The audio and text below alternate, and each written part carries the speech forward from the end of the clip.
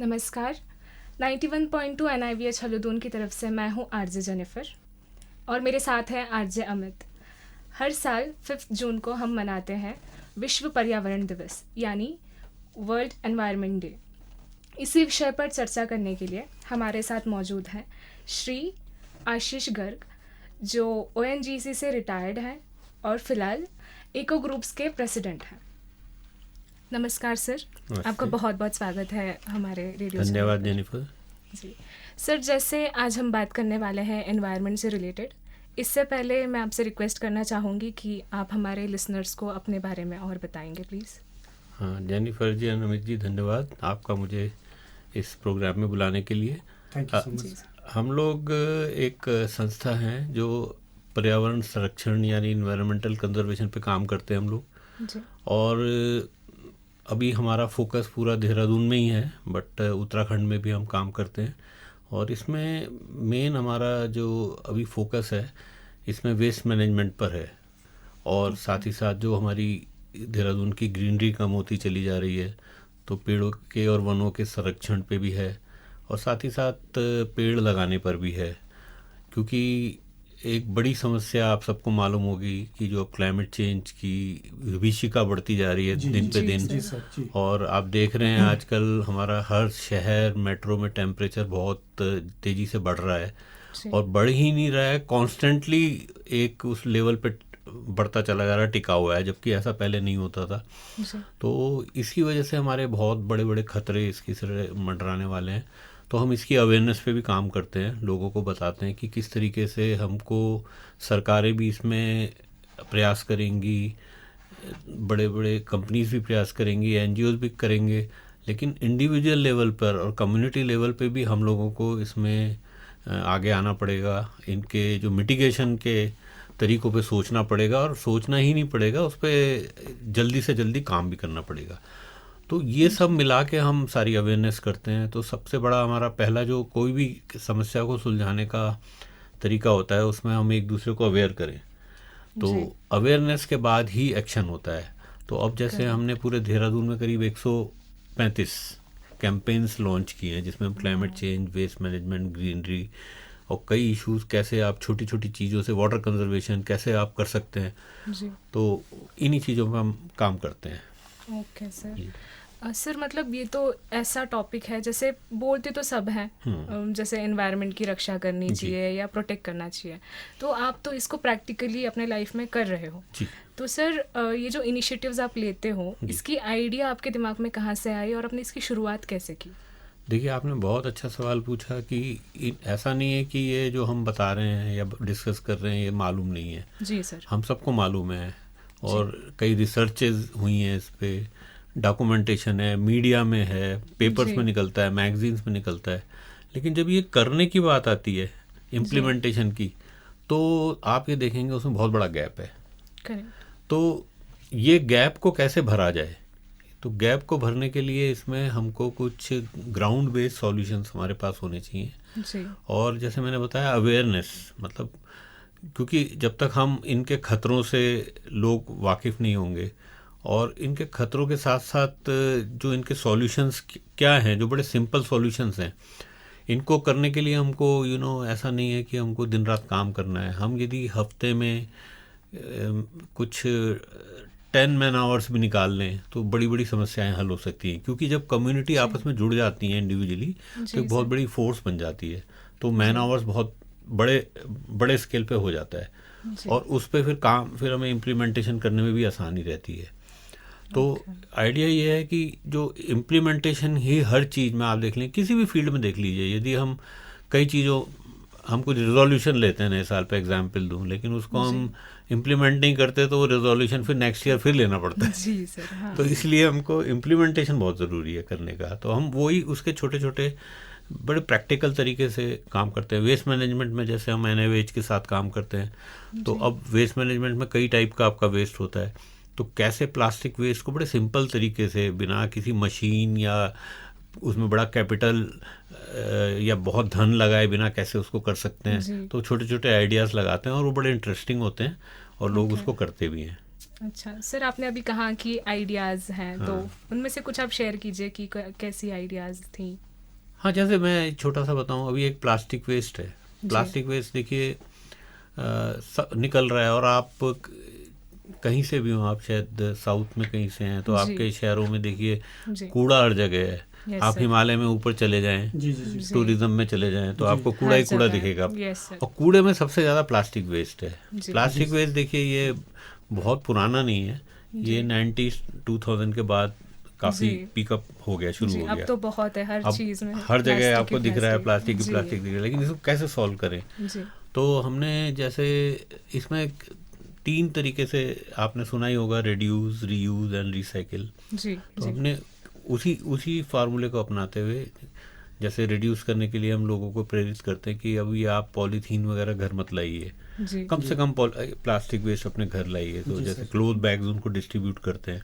अब cloth bags कैसे बनते हैं? उनको जो हमारे घर का वेस्ट मटेरियल को क्लोथ्स ओके वगैरह होता है, तो किसी पुअर जो लोअर इनकम ग्रुप महिलाओं से उनको थैले बनवा के हम फ्री बांट देते हैं। ओके सेकेंडली जो प्लास्टिक वेस्ट आपका आता है, देखिए अभी हर चीज़ हमारे घर में जो आ रही है, बिस्किट आ रहे हैं, कुरकुरे जी आ रहे हैं, चिप्स आ रहे हैं, नमकीन आ रही है, दाल आ रही है, दूध आ रहा है, सब प्लास्टिक आ रहा है। उसे यस सर। अवॉइड करना बड़ा मुश्किल है, यस सर। लेकिन जब आ गया तो उसको हम डस्टबिन में ऐसे ही नहीं फेंक दें, मिक्स ना करें दूसरे वेस्ट के साथ। ओके उसको हम क्या करते हैं कि एक इको ब्रिक्स का हमने कॉन्सेप्ट निकाला था, जिसमें आप जो आपकी पानी की या जूस की बोतल्स होती हैं, उसी ओके में ये जो प्लास्टिक वेस्ट होता है आपका, जो बड़ा फोल्ड हो जाता है, उसको हम उस प्लास्टिक बोतल्स में भरते हैं और टाइट करके उसकी इको ब्रिक्स बना देते हैं। इको ब्रिक्स इसलिए कहते हैं, जो नॉर्मल हमारी ब्रिक्स होती हैं उससे रिप्लेस कर देते हैं उनको, और फिर ओके कुछ उसके बड़े अच्छे स्ट्रक्चर्स बनाते हैं हम उनके। ओके तो उसमें क्या होता है, एक बॉटल में, जो समझिए, मैं आपको एक एग्जांपल देता हूँ, 1 लीटर की बॉटल में करीब 300 ग्राम से ज़्यादा प्लास्टिक आ जाता है। 300 ग्राम कहने में बहुत कम लग रहा है, जी लेकिन यदि अभी हम उसे 300 ग्राम को यहाँ फैला दें तो ये हमारा रूम पूरा भर जाएगा उससे। Okay but then when you compress it into जी ए बॉटल ऑफ 1 लीटर, तो वो आपको एक उसमें आ जाता है। जी उसको स्टोरेज की भी प्रॉब्लम नहीं होती, ट्रांसपोर्टेशन की प्रॉब्लम नहीं होती, उसमें एनर्जी भी कम यूज़ होती है। जी और वो प्लास्टिक जो पूरे एनवायरनमेंट को कई तरीके से डैमेज कर रहा था। जी आप इमेजिन कीजिए, वो प्लास्टिक यदि आपके डस्टबिन में डाल रहे थे, फिर वो कहीं उसको पटक देते हैं कहीं रोड किनारे, जी उसमें हमारा मिक्स खाना भी होता है, या कुछ तो गाय हैं उसको खाती हैं, या जानवर खाते हैं, उनके पेट में जा रहा था, उनकी डेथ हो रही थी उससे, या कोई जला देता है उसको, जी या सर। बारिश आती है वो बह के नालों में पड़ा रहता है, चोक करता है, या नदियों में चला जाता है, नदियाँ खराब हो रही हैं उससे। जी तो ये मल्टीपल तरीके से उसको डैमेज कर रहा है। यदि लैंडफिल भी पहुंच जाता है तो वहाँ अभी सड़ के ये मीथेन गैस बना रहा है, जो ग्लोबल वार्मिंग को बढ़ा रही है। जी तो मेरा कहने का मतलब ये है कि इसको हमें रेस्ट्रिक्ट करना पड़ेगा। इसको प्रॉपर आ गया घर में, ठीक है, जी क्योंकि हम उसको पूरा अवॉइड नहीं कर सकते आज जी, की डेट में, possible नहीं है, लेकिन जी। कम से कम उसको कंटेन कर लें और उसको रीयूज़ करें या रिसाइकिल करें इस तरीके से जिससे वो एनवायरनमेंट में ना जाए। तो ये एक अवेयरनेस से होगा। और जैसे जी। मैंने आपको बताया प्रैक्टिकल सॉल्यूशन, NIVH में हमने जब ये अवेयरनेस की, तो आप जी। पता कर सकते हैं, यहाँ पे कई जी, बच्चे जी। हैं जो अपने हॉस्टल जी, में जी, रहते जी, हैं, जी। वो उसको इको ब्रिक्स बना रहे हैं। जी। अब हम जब उनकी कई सारी इकट्ठा हो जाएंगी, हम कोई छोटा सा स्ट्रक्चर उसके यहाँ बना देंगे। तो आप समझ ओके। सकते हैं, एक 6-7 महीने का जो सब बच्चों का जो प्लास्टिक वेस्ट है, एक छोटी सी जगह में कंटेन हो गया और उसने एनवायरनमेंट को डैमेज नहीं किया। वाह, तो दिस सही इज़ द बात। प्रैक्टिकल एग्जांपल जो आपने पूछा मेरे से। जी। सर अभी मतलब ये एक इंटरेस्टिंग टॉपिक लगा मुझे, जी, इको जी, ब्रिक्स वाला। जी। जैसे आपने कहा कि स्ट्रक्चर्स बनाते हैं हाँ। उससे, अभी जैसे बॉटल्स तो सेपरेट सेपरेट छोटी छोटी चीज़ें अलग अलग से, हाँ जी, जैसे to build a structure usually when it is a brick, हम क्या करते हैं, सीमेंट से जोड़ के उसे हाँ। बनाते हैं। तो ये इको ब्रिक Eco brick हम होता है कैसे? हाँ, हम भी इसको सीमेंट, देखिए प्लास्टिक और सीमेंट तो जुड़ नहीं सकता, जी लेकिन हम उनको इस तरीके से स्ट्रक्चर बनाते हैं, प्लास्टिक उसमें एनकेस हो जाती है जी और मजबूती से उसमें फिक्स हो जाती है जी और थोड़ा लोड भी ले लेती है। ओके। अब आप कहेंगे कि उसको बड़ी बड़ी बिल्डिंग्स उसकी बना दो, तो वो पॉसिबल Possible नहीं नहीं है, है जी, ना। जी। लेकिन जो छोटे छोटे स्ट्रक्चर्स हैं जिसमें लोड ज़्यादा नहीं आ रहा है, Okay. वो कई तरीके के स्ट्रक्चर्स बन सकते हैं। फॉर एग्जांपल, जैसे हमने रोड के इसके ट्री के चारों तरफ बना दिया, रोड के बीच में डिवाइडर्स होते हैं, पैराफिट्स होती हैं, उसमें बना दिया। जी हमने एक ATM भी बनाया है इसका, वाह वो Okay. ये आपको हम उसको समझा सकते हैं कैसे वो बना था। तो उसके कई मल्टीपल यूज़ हैं। और फिर एक बात ये भी है कि अभी हमारा प्रयास ये भी है कि बाई चांस ये स्ट्रक्चर नहीं भी बना पा रहे हैं आप, जी तो अब हम PWD जो हमारा रोड का डिपार्टमेंट है, वो क्या करता है कि ये वाली जो प्लास्टिक होती है इसको मल्टी लेयर प्लास्टिक बोलते हैं, जो अभी हम बात कर रहे हैं चिप्स और ये बिस्किट के पे है ना, मल्टी लेयर में इसमें कई 3-4 लेयर का प्लास्टिक होता है, तो वो रोड में भी यूज़ हो जाता है। जब आप रोड बनाते हैं उसमें टारकोल को गर्म करते हैं 170 डिग्री पे, तो उसी में वो प्लास्टिक डाल के उसे मिक्स हो गया, तो वो फिर रोड जो आपकी बनती है तो स्ट्रॉन्ग भी बनती है, उसमें पानी नहीं जाता इजीली, तो ख़राब नहीं होती और कॉस्ट भी बचती है और प्लास्टिक भी यूज़ होता है। तो इन केस यदि वो हम कोई स्ट्रक्चर नहीं बना पाए तो हम वहाँ पर भी हमारे डायलॉग्स चल रहे हैं, तो बल्क में वो लेना भी शुरू कर देंगे, और उन्होंने लिया भी है पहले। तो आइडिया ये है कि उसको जो रीयूज़ मैं बता रहा हूँ आपको वो करें, और रिसाइकिल भी ये होता है, लेकिन रिसाइकिल में ये होता है कि इतनी हल्की होती है, उसके लिए बड़ी बड़ी गाड़ी उसको ले जा रही है, उसमें हमारा एनर्जी वेस्ट हो रही है। तो हमारा फर्स्ट प्रेफरेंस है इको ब्रिक्स बनाएं और उसको रीयूज़ कर लें अपने आसपास। कई इनोवेटिव आइडियाज़ उसमें हमारे पास हैं, हमने बनाए भी हैं। करीब 26 स्ट्रक्चर पूरे देहरादून में हमने बनाए। गांधी पार्क एक जगह है, वहाँ पर राजभवन है, कई स्कूल्स हैं। इस तरीके से हम लोग कुछ ना कुछ बेंचेस वगैरह बनाते रहते हैं। यहाँ भी बनाएंगे NIVH में मानसून के बाद। तो इस तरीके से मतलब वो एक छोटा सा एग्जाम्पल है प्लास्टिक वेस्ट का। सर मेरा एक और सवाल था, जैसे अगर किसी ने ये स्टेप्स फॉलो कर लिए, समझो बॉटल्स में उन्होंने ये सारे वेस्टेज भरने लग गए ऑनलाइन, तो इससे मतलब वो देंगे किसको? मतलब ये भी होता है ना, वो हम ही देंगे, क्योंकि हम लोग इसमें काम कर रहे हैं जी। मतलब कॉमन जो लोग होंगे। हाँ, हम लोग ने क्या किया है, एक तो हम ले लेते हैं जी। दूसरा अभी हमारा हमने कई यहाँ पे ना जो मिस्त्री होते हैं जो बनाते हैं ना इसको जी। उनको भी ट्रेन किया है। और अब हम एक थोड़ा बड़े लेवल पे उनकी ट्रेनिंग भी करेंगे।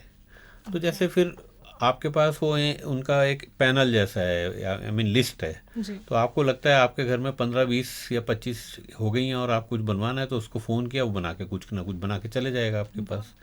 तो इस तरीके के फिर कुछ हम आर्किटेक्ट्स के साथ भी बैठ के कुछ नए नए डिज़ाइन बनाने की कोशिश कर रहे हैं कि उसको जहाँ कहीं भी हमको थोड़ा बहुत उसको यूज़ करें जिसमें ब्यूटी भी लगे, अच्छा भी लगे और ऐसे रीयूज़ भी हो जाए। तो ऐसे कई सारे ऑल्टरनेटिव्स हम क्रिएट कर दें इसके, जिससे, और इतना मुश्किल काम नहीं है, कोई घर पे ही खुद करना चाहे बना के, थोड़ा सा एक सीमेंट ला के हल्का सा कहीं कुछ बना ले अपनी क्यारी की, जो क्यारी होती हैं उसकी, उसमें किस तरीके से उनको एम्बेड कर सकते हैं, या ट्रीज पे कर सकते हैं, या कुछ बेंच ही घर में छोटे छोटे स्टूल्स बना सकते हैं इनके बैठने के जी। तो ये आइडिया ये है कि देखिए ये परमानेंट सॉल्यूशन नहीं है, मैं ये कहता हूँ, लेकिन क्या है कि धीरे धीरे अभी हमारा जो इंडिया है, देश है या शहर है, अभी वो प्लास्टिक वेस्ट को हैंडल करने में असमर्थ है, इतना मास लेवल पे आ रहा है। लेकिन इसके सॉल्यूशंस आएंगे, इनसे एनर्जी जनरेट होगी, बिजली बनेगी, उनको कंट्रोल एनवायरनमेंट में आप जलाएं विदाउट उसमें कोई फ्लू गैस ना निकले जो एनवायरनमेंट को डैमेज करे, तो वो इसके जलने से एनर्जी होती है, उससे बिजली बनाएं। सिंगापुर में ऐसा होता है।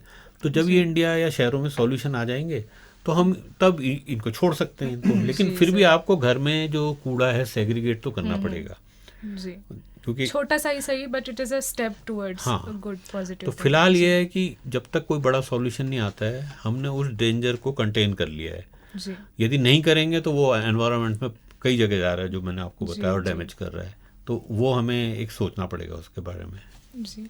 सर मतलब जब ये आइडिया स्टार्टिंग में जब आपने लोगों को बताया था, मतलब कितने लोगों ने इंटरेस्ट दिखाया था, या अब तक कितने लोग इसे फॉलो कर रहे हैं, रिस्पांस कैसा मिल रहा है? ये आप फिर वही बात है कि देखिए ऐसा होता है कि जब आप एक शुरू में कुछ आइडिया लगाते हैं तो और करने जाते हैं तो दूसरों को बताने से पहले आपके दिमाग में ही कई क्वेश्चंस होते हैं। इंग्लिश में एक वर्ड स्केप्टिकल होता है ना जी। कि असमंजस की स्थिति होती है कि यार ये ठीक आएगा नहीं आएगा, तो इसलिए सबसे पहले हमने अपने आप ही किया उस पर, फिर 2-3 लोगों ने मिलके किया। जब हमें उसमें थोड़ी सक्सेस मिली, फिर कुछ उसमें हमें ड्रॉबैक्स भी दिखे, नुक्स जिसे कह सकते हैं कि ये ठीक नहीं लग रहा है, तो फिर चेंज किया उसको।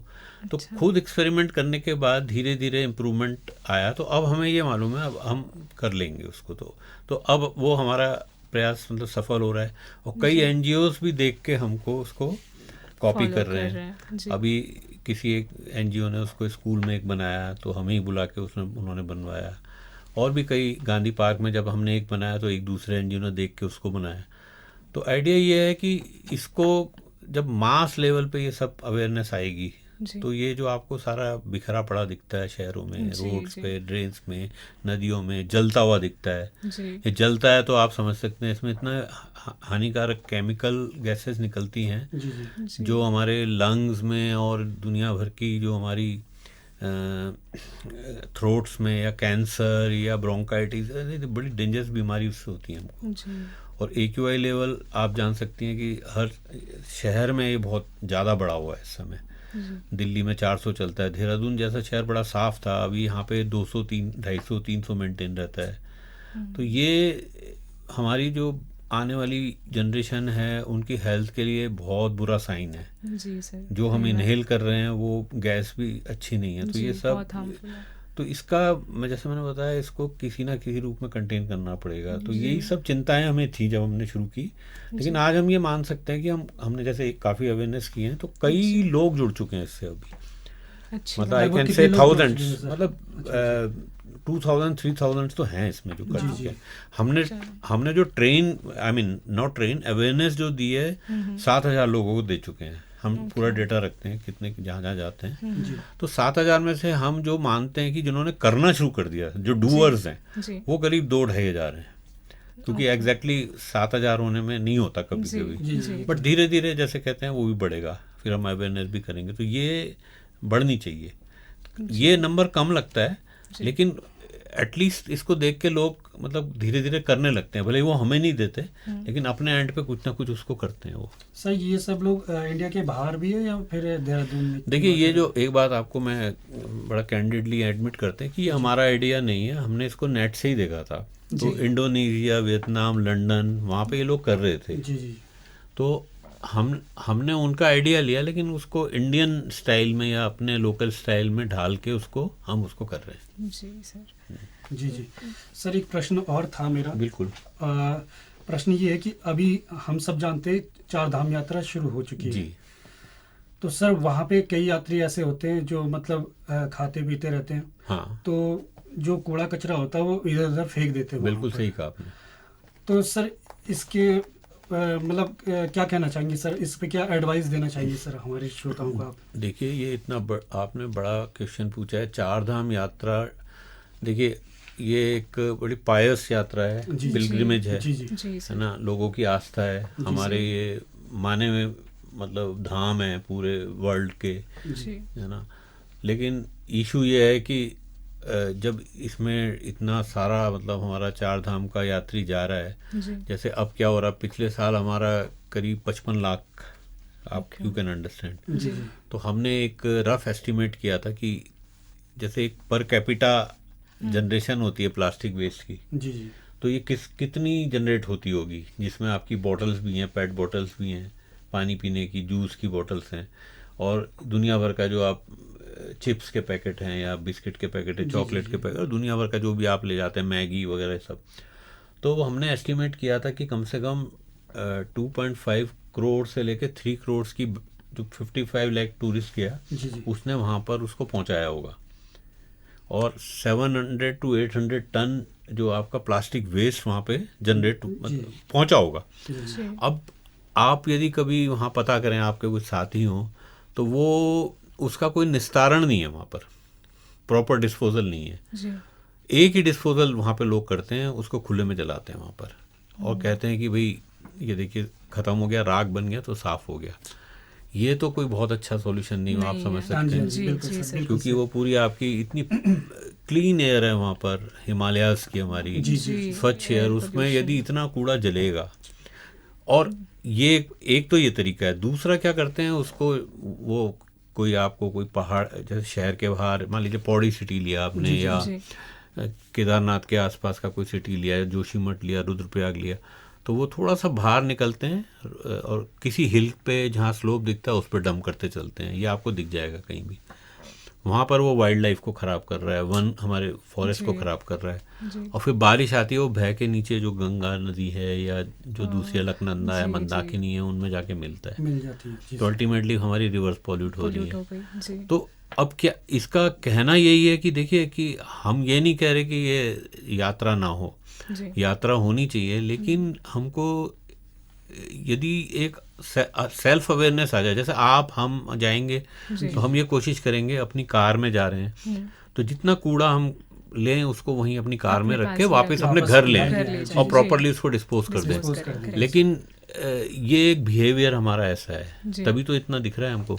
हम अच्छी अच्छी कारों में चलेंगे, मर्सिडीज में चलेंगे, बड़ी बड़ी कार, हमने कार लेना हमको आ गया उस, लेकिन कार के बाहर कूड़ा ना फेंके ये हमको आज तक समझ नहीं आया। बिल्कुल सर। और जिस धाम में हम जाते हैं, जो हम जिनकी पूजा करते हैं, या गंगा नदी हमारी माँ के समान है, हम यमुना को हम पूजा करते हैं, उसी में कैसे हमें उसमें कूड़ा हम फेंक सकते हैं? तो ये तो एक पाप है एक किस्म का, लेकिन लोग करते हैं, आपको दिखता है। तो ये वाली कैसे आए? सरकार तो प्रयास करेगी, लेकिन यदि पूरी पब्लिक, यदि 55 लाख पब्लिक, और इस साल कहते हैं आंकड़ा और बढ़ेगा, अभी देखिए हाउसफुल है, उस पर रजिस्ट्रेशन पे रोक लगी हुई है, तो 55 लाख का हो सकता है, 65 लाख पहुंच सकता है, 70 लाख पहुंच सकता है। तो कूड़ा तो इस हिसाब से जनरेट हो रहा है। तो कोशिश कर रहे हैं सरकार, कई NGOs कोशिश कर रहे हैं कि वो किस तरह बॉटल्स को पिकअप करें और उठा के वापस लाएं, लेकिन वो फिर जैसा मैंने कहा, ये बहुत अच्छा इको फ्रेंडली सॉल्यूशन नहीं है। एक हल्की प्लास्टिक बॉटल उठा के आप 70-80 एक ट्रक में लेके आ रहे हैं, उसमें आप फिर अगेन उसमें डीजल खर्च कर रहे हैं, तो ये आपका कार्बन फुटप्रिंट बहुत बढ़ रहा है, जो क्लाइमेट चेंज के लिए अच्छा नहीं है। तो हमको इनोवेटिव सॉल्यूशन निकालने पड़ेंगे, या कुछ ऐसा ही करना पड़ेगा ये कूड़ा वहाँ पहुँचे ही नहीं, है ना। कुछ ऐसे इनोवेटिव सॉल्यूशंस हों जिससे कि भाई खाने को भी मिल जाए लोगों को, या इतना स्ट्रिक्ट वो हो कि लोग ले भी जाएं तो उसे अपने साथ ही लेके आएं। तो कुछ इस तरीके की चीज़ें सबको करनी पड़ेगी, एक्शन करना पड़ेगा। तो ये हम सोचते हैं, और हमने प्रपोजल वगैरह भी दिए हैं, थोड़े से कोशिश की, अवेयरनेस के लिए भी दिया है, लेकिन ये कहते हैं ना कि हम एक दौड़ में पीछे हैं, उन लोगों से पीछे हैं जो इसको पॉल्यूशन बहुत ज़्यादा बढ़ा रहे हैं। हम लोग पीछे दौड़ रहे हैं उसमें, हमें उनसे आगे निकलना पड़ेगा सबको मिलके, बस ये है। सर, जैसे शुरुआत में आपने बताया था कि आपने काफ़ी क्लीनलीनेस के कैंपेन्स वगैरह करे हैं जी, तो इनमें से कुछ मेजर आप हमें बता सकते हैं? मेजर मैं आपको NIVH का एग्जांपल दे सकता हूँ। हमने NIVH में करीब 3 कैंपेन्स किए हैं। 2 हमारी प्लास्टिक वेस्ट पे हुई, जिसमें जो एक तो ऑफिसर्स हैं यहाँ पे, टीचर्स थे, उनके साथ की पहले, फिर सेकेंडली जो हमारे बच्चे हैं यहाँ पे हॉस्टल्स में रहते हैं उनके साथ की, और वो आप विश्वास मानिए कि वो लोग कर रहे हैं उस काम को। और तीसरा हमने जो यहाँ के हमारे माली होते हैं, जो गार्डनिंग वगैरह गार्डनर्स होते हैं, उनको हमने वेट वेस्ट के बारे में बताया। और जो कॉलोनीज़ में भी गए, हमने कहा देखिए आप, यदि मैं इससे पहले एक बात बताना चाहता हूँ, हमारा जो एक डस्टबिन होता है उसमें यदि हम प्लास्टिक वेस्ट और वेट वेस्ट, जिसमें हमारी सब्जी के छिलके और ये सब होता है, थोड़ा खाना बच जाता है, यदि ये अलग कर लेना तो हमारा जो डस्टबिन में 20% कूड़ा रह जाता है। तो वो इतना चिंता का विषय नहीं है। फिर कभी गाड़ी नहीं भी आती है तो 3-4 दिन बाद भी उसको आप दे सकते हैं। लेकिन जब हम प्लास्टिक भी उसमें डालते हैं, और जो ये आपका खाना और ये जो सब्जी वगैरह के छिलके भी उस वेट वेस्ट भी डालते हैं, तो रोज डिस्पोज करने वाली बात हो जाती है। तो यहाँ पर हमने जो कैंपेन्स की प्लास्टिक वेस्ट की, तो प्लास्टिक वेस्ट जिस दिन से बच्चों ने अपने डस्टबिन से हटाया, इको ब्रिक्स बनाने की, उनके कूड़े का एक 60% कम हो गया। वेट वेस्ट को जब हटाया, इसमें सब्जी के छिलके वगैरह, वैसे इनके तो नहीं थे, लेकिन जैसे मैस वगैरह में, रेसिडेंशियल कॉलोनीज़ में, और उनको बोला हमने इसकी आप कंपोस्ट बना लीजिए। कंपोस्ट को यदि आप, बड़ा इजीली बन जाता है उसको आप फ्लावर पॉट्स में बना सकते हैं, या गड्ढा खोद के बना सकते हैं, या कई मेथड से हमने समझाया उनको। तो उससे क्या होगा कि वो वेट वेस्ट अपना एक अच्छी खाद बन जाती है, उसको फिर आप फूलों वगैरह में या सब्जियों में फिर यूज़ कर सकते हैं। तो ये 2 वेस्ट कम करने से आपका डस्टबिन जो 100% था वो 20% ही रह गया। तो ये बहुत बड़ी बात हुई। तो अब प्रॉब्लम आती है, फिर ई वेस्ट होता है, फिर उसके बाद बायोमेडिकल वेस्ट होता है। तो अभी ये देहरादून में उसके कहीं निस्तारण के या उन्हें प्रोसेस करने के कुछ इक्विपमेंट नहीं है, पर हम ये कहते हैं कम से कम if not entire 100% zero waste, कम से कम उसको हम 80% तो कम कर दें। तो ये वाला हमने NIVH में किया है। और आप क्योंकि अभी यहाँ साल भर यहाँ हैं, तो आप भी जुड़िए इससे, और अपने जो साथ में लोग हैं उनसे भी पूछिए। और हम कभी ऐसा लगेगा, क्योंकि आप लोग आए हैं, एक साथ आपकी भी अवेयरनेस कर देंगे इसमें। जी, हम एक्चुअली कर रहे हैं कर रहे हैं, कर रहे हैं some already. follow That's कर so रहे हैं। nice to और listen. हमें भी बहुत अच्छा लग रहा है सर कि तो कभी हम आपके साथ आके एक बार फिर करेंगे और जी, स्ट्रक्चर भी बनाएंगे, बिल्कुल सर है ना? बनाएंगे। जी सर, तो आपको लगेगा कि आपने जो मेहनत की थी जी, एनवायरनमेंट को जी, बचाने की वो सफल भी हुई, जी जी जी तो जरूर करेंगे हम। सर, इसी संबंधित में मेरा एक और प्रश्न है। बिल्कुल बताइए। प्रश्न ये है कि अगर हमारे आसपास पर्यावरण को कोई प्रदूषित करता है जी तो उसके लिए क्या पेनल्टी है सर? हाँ, देखिए ये जो सवाल है ये भी बहुत ज़रूरी सवाल है। जी जी होता क्या है, जैसे हम जैसे सेंसिबल, अब हम सब लोग अभी बात कर रहे हैं, जी हम लोग अपने प्रयास करते हैं, मेहनत करते हैं पर्यावरण को जी बचाने सर, की, जी लेकिन कुछ लोग आपको मिलेंगे उनको समझाने के बावजूद भी नहीं वो नहीं सुनते, जी और वो आउट ऑफ मतलब इग्नोरेंस कह लीजिए या उनका एक जिद्दी बना है या क्या, हाँ सर जी, वो करते ही बिल्कुल, जाते बिल्कुल सर। जी तो देखिए फिर ऐसा होता है ना, जैसे पुलिसिंग है। जी अब हम लोग तो क्राइम नहीं करते ना, जी। ना आप करते हैं, जी लेकिन और यदि करने का कभी कुछ गलती से हो भी जाता है तो हम उसको माफ़ी मांग के अपना हट जाते हैं। लेकिन कोई ऐसे लोग होते हैं, भाई आप जानते हैं क्राइम करना ही है उनको, पैसा कमाने के लिए करना है या जो भी करना है, तो उसी लिए पुलिसिंग है। जी तो वो इसीलिए चालान भी होते हैं उनके, या उनको जेल में भी डाला जाता है, पनिशमेंट भी होती है। तो हमको ये वाला भी एक स्कोप रखना चाहिए। जी अनफॉर्चुनेटली अभी जैसे आपका आप हाई स्पीड में गाड़ी चला रहे हैं, उस पर चालान हो जाते हैं, आप हेलमेट नहीं लगाया अपने, चालान हो जाते हैं। जी लेकिन जो कूड़े पे जो लोग मतलब लापरवाही से इधर उधर फेंकते हैं उन पे चालान नहीं हो रहा है। जी तो हमने अभी एक प्रोजेक्ट जो हम रिस्पना क्लीनिंग का कर रहे हैं, तो उसमें हमने सीसीटीवी कैमरे की मदद लेते हुए हमने खुद अपने मतलब डोनेशंस लेके लगाया है उसको, ओके और उससे हम लोगों को कैप्चर कर रहे हैं। जो अभी मैं उस प्रोजेक्ट के बारे में थोड़ा सा बताऊंगा। तो रिस्पना में जो नदी है हमारी, जिसमें कूड़ा पड़ा हुआ है ऑलरेडी और लोग फेंकते हैं उसमें सुबह आके, तो उनको कैप्चर करके हमने उनको भी चालान करवाने शुरू किए हैं। ओके तो उससे थोड़ा सा एक फियर भी आया है। जी, पहले अवेयर जी। किया, जब जी, अवेयर सर। नहीं मान रहे नहीं तो सुने चालान फिर कर रहे हैं। सही में सर, तो फिर हाँ। इसमें नगर निगम भी है, अभी नगर निगम भी चालान करना शुरू कर रहा है। जी जी जी जब वो देख रहे हैं कि वो इस तरीके से कूड़े फेंक रहे हैं तो उन पे चालान कर जी रहे हैं। ऐसे तरीके आजमाना भी जरूरी है सर, बिल्कुल ज़रूरी है, जब नहीं सुनते हैं क्योंकि तो। एक आदमी पे यदि चालान होगा तो वो 10 को जी, बताता है। हाँ वो फियर आ जाता है फिर लोगों में ना, हाँ। कि नहीं करना जैसे एक चाहिए। एग्जांपल दूं, यहाँ पर एक किसी ने रेड लाइट क्रॉस की। जी आजकल इसमें RIFD टेक्निक है, जो कैमरे खुद कैप्चर करते हैं नंबर प्लेट, जी और जैसे ही आपने रेड लाइट यदि क्रॉस कर दी तो वो ऑटोमेटिकली आपका चालान आपके घर में 1000 रुपये पहुंच पहुंच जाता है। जाता है। जी तो हमारे साथ एक घूमते हैं मॉर्निंग वॉक में, जी। उन्होंने कहा मेरा तो 1000 रुपये चालान आ गया। तो जब उनका आ गया तो हमें भी लगा भाई अब हमें रेड लाइट पे थोड़ा सा पीछे ही खड़े रहना है, चाहे हमें 1 मिनट लेट हो जाए, क्योंकि 1 मिनट बचाने के चक्कर में 1000 रुपये बड़े महंगे पड़ते हैं। पड़ जाते हैं, बिल्कुल सर सही। तो इसलिए कूड़े के लिए भी ये होना चाहिए। जी जी जी सर या पानी वेस्ट करते हैं लोग, आप देखिए लोग क्या करते हैं, अपनी कार धोते हैं उसको फ्रेश पानी से या मोटर चला के उसको धोते रहते हैं, गप्पे मारते रहते हैं पड़ोसी से और पानी ऐसी फेंकते रहते हैं। वैल्यू नहीं करते और सर। कुछ लोगों पे घर में पानी नहीं है इस समय। जी सर तो इन सब पे चालान, सरकार भी सचेत है इस समय, और चालान उन्होंने नोटिस भी निकाल दिए हैं, काफ़ी सर्कुलर भी निकले हैं। बट जैसे मैंने पहली बात इम्प्लीमेंटेशन की आती है, इम्प्लीमेंटेशन जब तक सख्त नहीं होगा तब तक ये सुधरेगा नहीं। करेक्ट सर करेक्ट जी सर मेरा एक और क्वेश्चन है, जैसे एक आम आदमी के पर्सपेक्टिव से जाना जाए तो हम कैसा योगदान दे सकते हैं टुवर्ड्स एनवायरनमेंट प्रोटेक्शन? हाँ, देखिए अब हम इसको एक बड़े उस पर देखते हैं।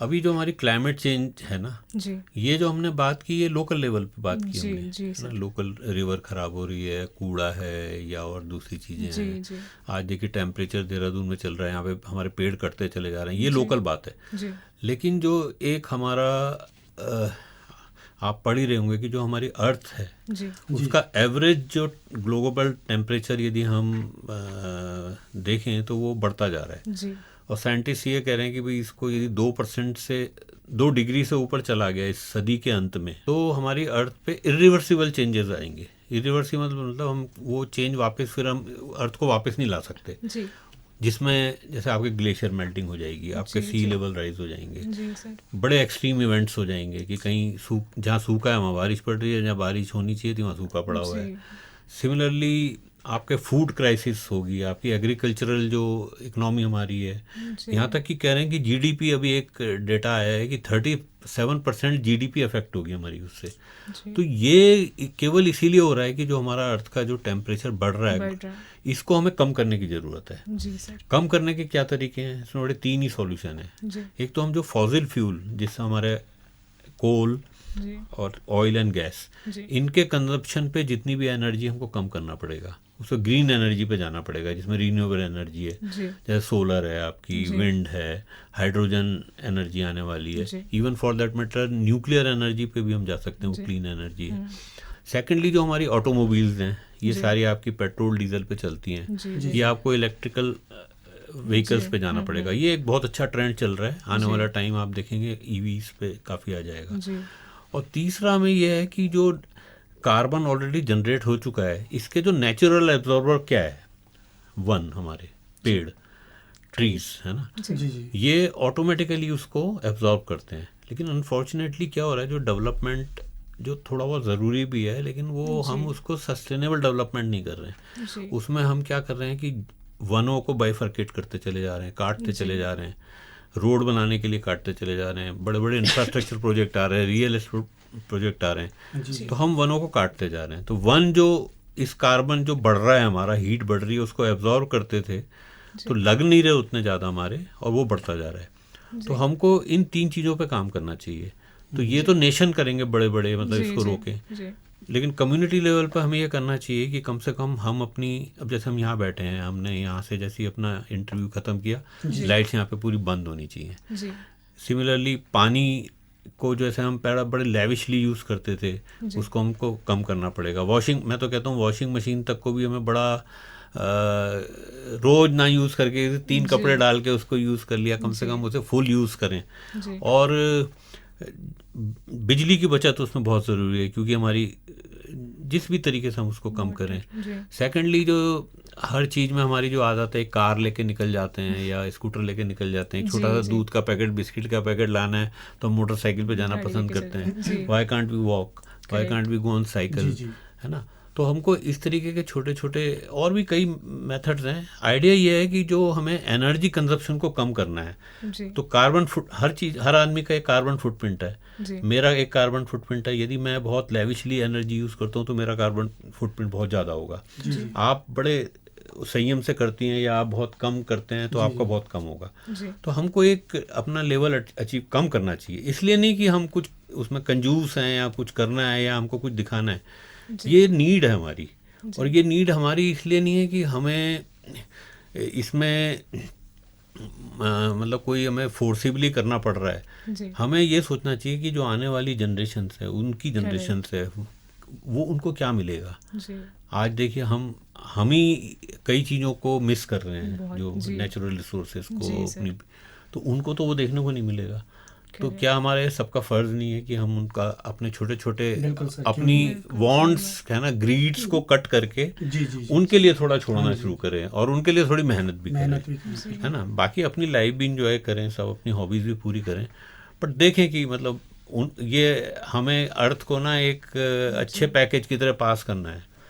मैं एक अपना अर्थ को मैंने बड़ा अच्छे अपने बुजुर्गों से लिया था, बड़ा clean and green and all, और अब मैं आपको देके जा रहा हूँ तो उसको मैं निचोड़ के ना उसको देके जा रहा हूँ। आप कहेंगे देखो ये क्या देके गया, और आप जो देके जाएंगी, क्योंकि आप कुछ नहीं कर पाएंगी तो वो जो नए वाले को तो वो भी नहीं मिलेगा। तो ये वाली हमको सेंसिटिविटी से काम करना चाहिए।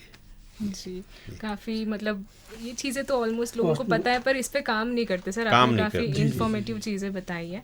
जैसे सर एक टॉपिक आया अभी, जैसे अर्बनाइजेशन, उसके लिए रोड्स के लिए जो पेड़ों को काटते हैं, इसके लिए क्या अल्टरनेटिव या सोल्यूशन कुछ है आपके पास जो आप एडवाइस की तरफ से? हाँ, जैसे हम देखिए, ऐसा नहीं कि हमें रोड नहीं चाहिए। जी बिल्कुल। अब एक तरफ हम कहें कि भाई रोड नहीं बनने चाहिए, तो देखिए अब हम उत्तराखंड की बात बताएं आपको। ये उत्तराखंड में जो रिमोट विलेजेस हैं, कभी कोई वहाँ किसी को बीमारी होती है तो उसको एक अच्छे से हॉस्पिटल में लाना बड़ा मुश्किल हो जाता है। सर बिल्कुल सही बात। तो स्कूल्स नहीं है वहाँ पर। तो कुछ हमको ऐसा मॉडल बनाना चाहिए कि लोगों की जो मिनिमम जो नीड्स हैं, वांट्स हैं, और जो उनकी रिक्वायरमेंट्स हैं, वो हम उनको वहीं पे देने की कोशिश करें, है ना।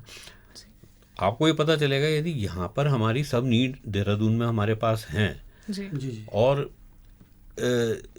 यदि वो सब मुझे यहाँ प्रोवाइड हो जाए तो मुझे इतने चौड़े बड़े बड़े रोड नहीं चाहिए। जी सेकेंडली हमें मास ट्रांसपोर्टेशन पे जाना पड़ेगा। जी यदि मुझे दिल्ली जाना है तो जेनिफर अपनी कार में जा रही है, मैं अपनी कार में जा रहा हूँ, बिल्कुल अमित जी अपनी कार में जा रहे हैं, तो ऐसी वाली अप्रोच पे हमें क्यों जाना क्यों है? जाना है? सही हम बात। मास ट्रांसपोर्टेशन पे बढ़ावा दें ना, जैसे हमारे एक अच्छी ट्रेन चल जाए जी जो ग्रीन एनर्जी पे चले, जी। सब लोग उसमें जाना पसंद करें जी और इंटरनल ट्रांसपोर्ट भी हमारा जो उस पे हो, जी। तो ये वाली हमको मास ट्रांसपोर्टेशन पे जाना पड़ेगा। जी अब सर। चार धाम की हम जो बात कर रहे हैं उसमें देखिए इस समय पूरा चोक है जी, बिल्कुल ज़्यादातर। सर, जी जी जैसी खबर मिलती है कि गंगोत्री वाले फंसे हुए हैं, उधर फंसे हुए हैं, जी, जी। तो एक जो टूरिज़्म का या पिलग्रिमेज का जो एक मज़ा था वो ख़त्म हो गया है।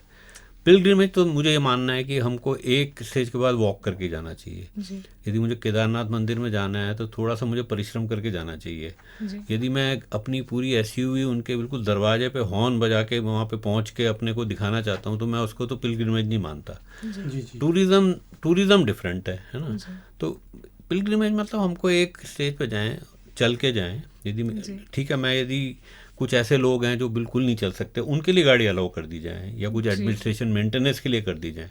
बाकी बोल दीजिए कि भाई 2 किलोमीटर तो आपको चल के जाना ही पड़ेगा। आप भी चल के जाएंगी, मैं भी चल के जाऊंगा। मुझे कष्ट होगा तो मुझे भगवान के दर्शन करने जाना है या जो भी मुझे अपने खुदा के दर्शन करना जाना है तो मुझे चल के जाना है। जी मुझे गाड़ी वहीं पे जाए, फिर वहीं होटलों में ठहरूं 5 स्टार में एसी, ये सब जो है ये वाले कल्चर से हमें बाहर आना पड़ेगा। जी तो ये अर्बनाइजेशन आपने जो बोला ये एक बहुत बड़ा सब्जेक्ट है जी और अर्बनाइजेशन की बजाय हमको जो अपने गाँव को ऐसे विकसित करना चाहिए कि लोग गाँव से शहर में आके बसे ही नहीं। एक आने वाला डेटा है कि भाई अभी जो हमारी पॉपुलेशन, अर्बन पॉपुलेशन 40% एवरेज है, जी वो 10-15 साल में 55% या 60% हो जाएगी। जी तो उसमें तो ये मैस होने वाली है क्योंकि हर एक शहर की कैरिंग कैपेसिटी होती है, जी। वो हम एक्सीड कर चुके हैं। जी सर। तो ये सब सवाल इतने आपस में जुड़े हुए हैं और क्लाइमेट चेंज भी इसमें इतना जुड़ा हुआ है। जी उसी के साथ हमने जो पुरानी बातें की, प्लास्टिक वेस्ट और ये सब जी, सब जी। आपस में इंटीग्रेटेड है। इंटीग्रेटेड जी, है, जी सर। लेकिन इस पे काम कोई करने वाला होलिस्टिकली,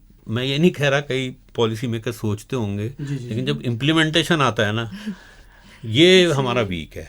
जैसे मैंने पहले बताया कि नए साल पे हम रिजोल्यूशन लेते हैं कि भाई 5 किलो वेट कम करेंगे, 2-3 दिन शायद कुछ करते हैं, एक्सरसाइज फिर भूल करते हैं, जाते कम हैं। खाते हैं, फिर उसके बाद फिर वही शुरू हो जाता है। जी तो इम्प्लीमेंटेशन की दिक्कत है जी। जी सर। तो सर हमारे श्रोताओं को ये भी बताइए जी कि जब आप नदी या किसी एरिया को साफ करने जाते जी। हो तो आपको कौन कौन सी कठिनाइयों का सामना करना पड़ता है सर? देखिए ये वाला एक हमारा अभी जो प्रोजेक्ट चल रहा है रिस्पना का, जी तो अभी जो मैंने कंसिस्टेंसी की बात की, हमने जी। सोचा कि यार हम जाएंगे एक दिन साफ करेंगे, जी जी फिर कभी संडे को जाएंगे, फिर साफ करेंगे, फिर छुट्टी आएगी उस दिन साफ करेंगे, तब तो उसमें और डल जाएगा। जी जी तो हमने ये सोचा कि इसमें प्रॉब्लम क्या है। तो प्रॉब्लम इसमें ये थी कि सफाई तो हो नहीं रही है, जी। लेकिन इसमें जो डाल रहे हैं वो तो डेली बेसिस पे चल रहा चल है। ही रहा है। हाँ तो इनको रोकना है पहले कैसे, जी। है ना, जी सर। और साथ साथ सफाई भी करनी है। जी अब इनको रोके, वो कहेंगे भाई आप कौन है, हम एक एनजीओ है, हमें कोई अथॉरिटी नहीं जी। है। तो हमने कुछ नहीं किया, हमने अपने 2-4 दोस्त अपने जो थे साथी, जी हमने एक ऐसा एरिया सेलेक्ट किया जो सबसे ज़्यादा बर्बाद है पूरे रिस्पना में। बर्बाद से मतलब सबसे ज़्यादा कूड़ा वहाँ पर है। जी, जी जी। जी जी तो नाला पानी एक जगह थी जिसमें 4 वार्ड्स हैं। जी जी क्रॉस सेक्शन पे ब्रिज और रिवर का यदि बना लें, जी। 4 वार्ड में आपस में कोई कोऑर्डिनेशन नहीं है और सब वार्ड वाले कूड़ा नदी में डाल रहे हैं। वहाँ पे 20-20 फीट के पहाड़ बने हुए हैं कूड़े के, उसके बीच में से नदी नाले के रूप में बह रही है, लेकिन वो नाले में साफ पानी नहीं है, उसमें सीवर है। ये सिचुएशन आपके सामने है और हम तट पे खड़े सोच रहे हैं क्या करें। तो हमने ये सोचा कि यदि हम हफ्ते में आएंगे, 10 दिन बाद आएंगे तो ये नहीं होगा, जी। कभी कि कोई बिजी हो जाएगा। हमने ये डिसाइड किया कि भाई हम में से 2-3 लोग रोज आएंगे यहाँ पे जी और 1-1.5 घंटे सफाई करेंगे इसकी तट पे पहले। तो जो तट पे ही हम खड़े थे 1.5 फीट कूड़ा पड़ा हुआ था, हमारे पैर धंस रहे थे उस कूड़े में। तो हमने धीरे धीरे उसको साफ करना शुरू किया, गाड़ी मंगा के भेजना शुरू किया, वो साफ हुआ। तो वहाँ जो लोग देखते थे वो कहते थे अरे सर यहाँ आप कहाँ से साफ करोगे, तो ऐसे ही पड़ा रहेगा और जी। देखिए लोग फेंकते रहेंगे, आप साफ करोगे। हमने कहा कोई जी। बात नहीं, हम साफ़ करते रहे, तो उन्होंने देखा कि जब ये साफ़ कर रहे हैं तो वो भी हमारे साथ जुड़ गए। वाह। और वो जुड़े तो जो वो भी फेंक रहे थे तो उन्होंने फेंकना बंद किया। फिर उन्हीं के साथ मिलके हमने अवेयरनेस भी साथ साथ शुरू की। तो हम जैसे गली है, एक गली को पकड़ा हमने, विकास लोक नंबर 6, और हमने घर में जाके सबको रिक्वेस्ट की, देखिए हम नदी को रिवाइव करना चाहते हैं। बचपन में हम यहाँ बैठ के पत्थरों पे बैठ के पानी में अपने पैर डाल के बैठते थे, साफ़ सुथरा था, बेर खाते थे यहाँ पे बैठ के। तो आप इसको दोबारा से, आपको अच्छा लगता है कूड़ा कि नहीं? अच्छा नहीं लगता है, तो गंदगी है पूरी, बीमार हो रहे हैं हम लोग, तो फिर कि आप क्यों फेंकते हैं? क्योंकि सब फेंकते हैं, हम भी फेंकते हैं। तो हमने कहा आप कम से कम आप फेंकना बंद करो इसको। जी। तो धीरे धीरे फिर वो कहने लगे कि हम इसलिए फेंकते, गाड़ी नहीं आती। तो हमने वो कोऑर्डिनेशन भी किया, नगर निगम से बात करके, सर यहाँ गाड़ी भिजवाइए आप लोग, इनको तो कूड़ा फेंकना बंद करना है। तो कुछ प्रयासों से गाड़ी आने लगी। फिर उनको अवेयरनेस की, वेस्ट के बारे में बताया, डिफरेंट टाइप ऑफ वेस्ट क्या होते हैं। और देखिए आप यदि घर में सेग्रीगेट कर लें तो आपको कूड़े की गाड़ी की ज़रूरत नहीं पड़ेगी। फिर हमने एक प्लास्टिक वेस्ट के लिए सेपरेट गाड़ी उनकी लगवा दी है एनजीओ से बात करके, तो पूरा का पूरा वेस्ट अभी चला जाता है। तो धीरे अवेयरनेस हुई तो उन्होंने फेंकना बंद किया, हमने सफाई की। फिर बाद में मशीन कोऑर्डिनेशन से मशीन ने पूरे रिस्पना को साफ किया।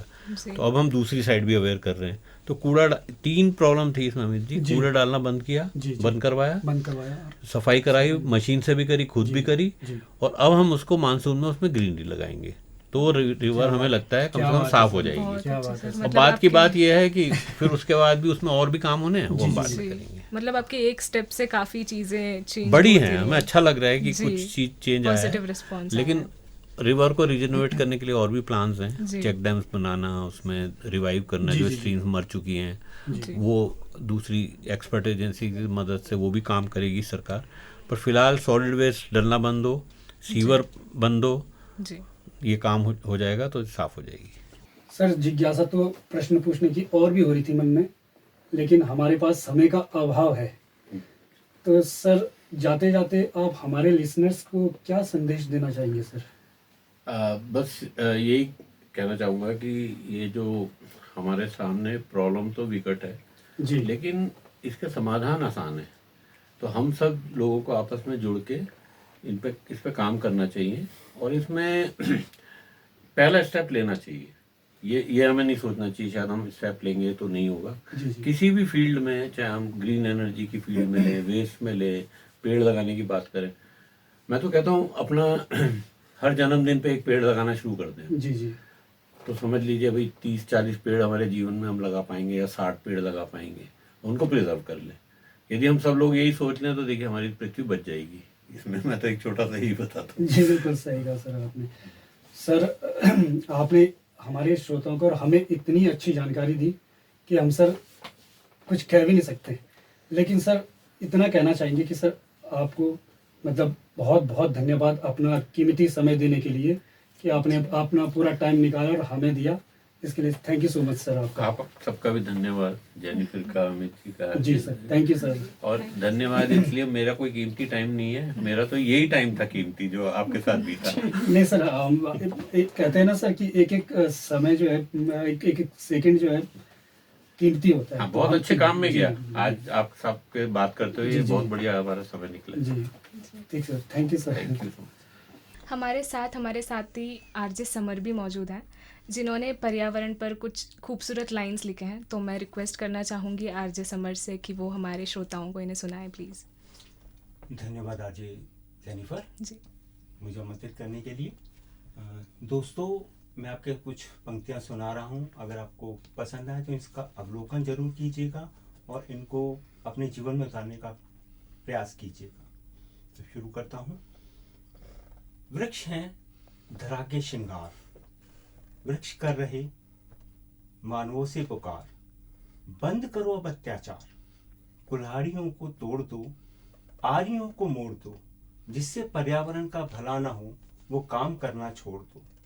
वृक्षों को भी है जीने का अधिकार, वृक्ष देते हमें स्वच्छ सांसों का उपहार, काट दोगे अगर इन्हें तो होगा जीना भी दुश्वार, होगा जीना भी दुश्वार। वाह, क्या बात है। काफ़ी मीनिंगफुल लाइंस थी आरजे समर।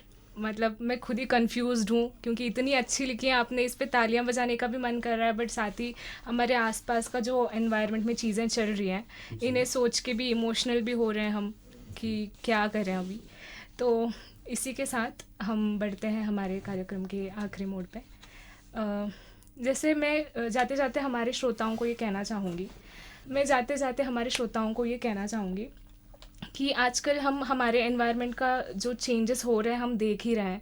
जैसे ग्लोबल वार्मिंग हो रहा है, एयर पोल्यूशन बढ़ रहा है, या जितने भी पोल्यूशंस बढ़ रहे हैं, इसके तरफ एज अ रिस्पॉन्सिबल ह्यूमन हमें इनिशिएटिव्स लेने चाहिए ताकि हमारे आने वाले जनरेशन को हम एक हेल्दी और नेचुरल एनवायरनमेंट प्रोवाइड कर सके। सो ऐसे ही इंफॉर्मेटिव और इंटरेस्टिंग प्रोग्राम सुनने के लिए सुनते रहिए 91.2 NIVH हलोदून। Thank you.